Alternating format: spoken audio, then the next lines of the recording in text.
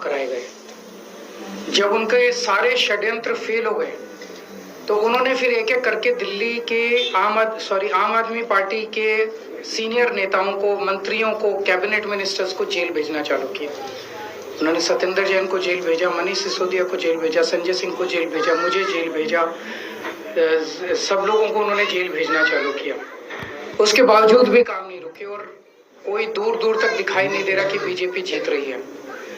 अब बीजेपी को दिखने लगा है कि बीजेपी न केवल हार रही है बल्कि शायद भारत के इतिहास में उनकी ऐतिहासिक हार दिल्ली के चुनाव में बीजेपी की होने वाली है। बीजेपी के पास कोई नैरेटिव नहीं है, उनके पास ये बताने को नहीं है कि उन्होंने 10 साल में क्या काम किया। 10 साल में आधी सरकार दिल्ली में उनकी भी थी, उनके साथ एमपी थे, उनके एलजी थे, उनके पास अरबों खरबों रुपया था केंद्र सरकार के पास।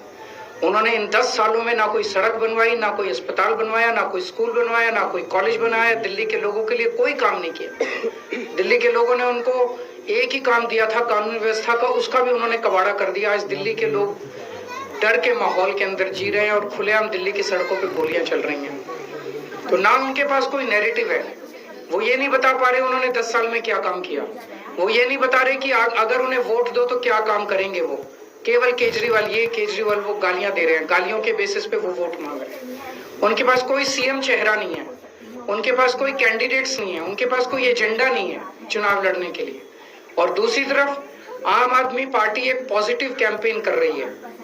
हम ये बता रहे हैं लोगों को कि 10 साल में हमने ये काम किए, हमने स्कूल अच्छे किए, स्कूल शानदार किए, बच्चों की पढ़ाई का इंतजाम किया, आप लोगों के इलाज का इंतजाम किया, अस्पताल अच्छे किए, मोहल्ला क्लिनिक बनाए, बिजली 24 घंटे की, बिजली फ्री की, पानी की व्यवस्था की, घर घर पानी पहुंचाने का काम किया, महिलाओं की बस यात्रा फ्री करी, बुजुर्गों के लिए हमने तीर्थ यात्रा फ्री करी। हमने इतने सारे काम किए, इसलिए हम कह रहे हैं हमें वोट दो।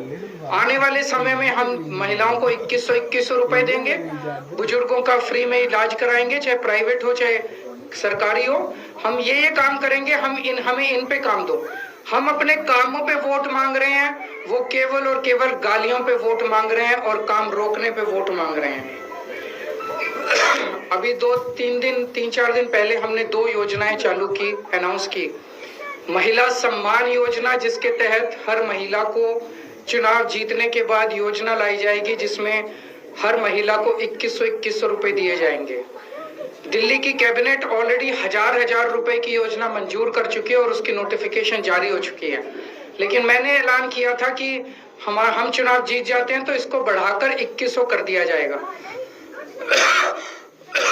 उसी तरह से बुजुर्गों के लिए हमने संजीवनी योजना ऐलान किया कि 60 साल से ऊपर के बुजुर्गों का सारा इलाज मुफ्त करवाएंगे, चाहे प्राइवेट हो चाहे सरकारी अस्पताल हो। इसमें जबरदस्त भीड़ लग रही है, लोग रजिस्ट्रेशन करा रहे हैं, लंबी लंबी लाइनें लग रही है, लोग हमारे दफ्तर आ रहे हैं और लोग बहुत खुश हैं, बहुत खुश हैं। कल शाम तक, कल रात तक लगभग 12.5 लाख महिला सम्मान योजना में रजिस्ट्रेशन हो चुके थे और 1.5-2 लाख बुजुर्गों के रजिस्ट्रेशन हो चुके थे। इस सब से बीजेपी बुरी तरह से बौखला गई है।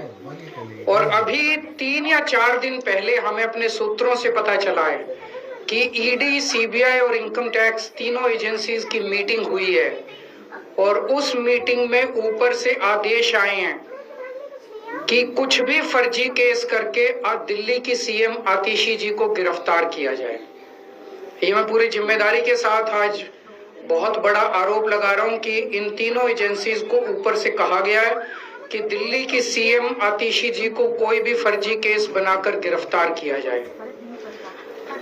उन्हें यह भी कहा गया है कि उसके पहले, गिरफ्तारी के पहले, आम आदमी पार्टी के सभी सीनियर लीडर्स पर आने वाले दिनों में रेड होगी।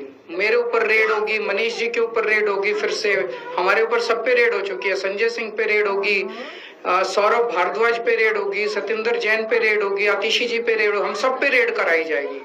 और उनका मकसद है कि किसी भी तरह से हमें चुनावी तैयारियां जो हम कर रहे हैं, प्रचार कर रहे हैं, उससे डिस्ट्रैक्ट करना, ताकि हमारा दिमाग दूसरी चीजों में उलझा रहे। ऐसा भी सुनने में आया, सूत्रों से पता चला है कि ट्रांसपोर्ट विभाग में कोई फर्जी केस तैयार किया जा रहा है आतिशी जी के खिलाफ। और इनका पूरा मकसद है कि ये किसी भी तरह से महिलाओं की फ्री बस योजना जो है वो रोकना चाहते हैं, वो बंद करवाना चाहते हैं ये लोग। तो ट्रांसपोर्ट विभाग में कोई फर्जी केस आतिशी जी के खिलाफ तैयार किया जा रहा है।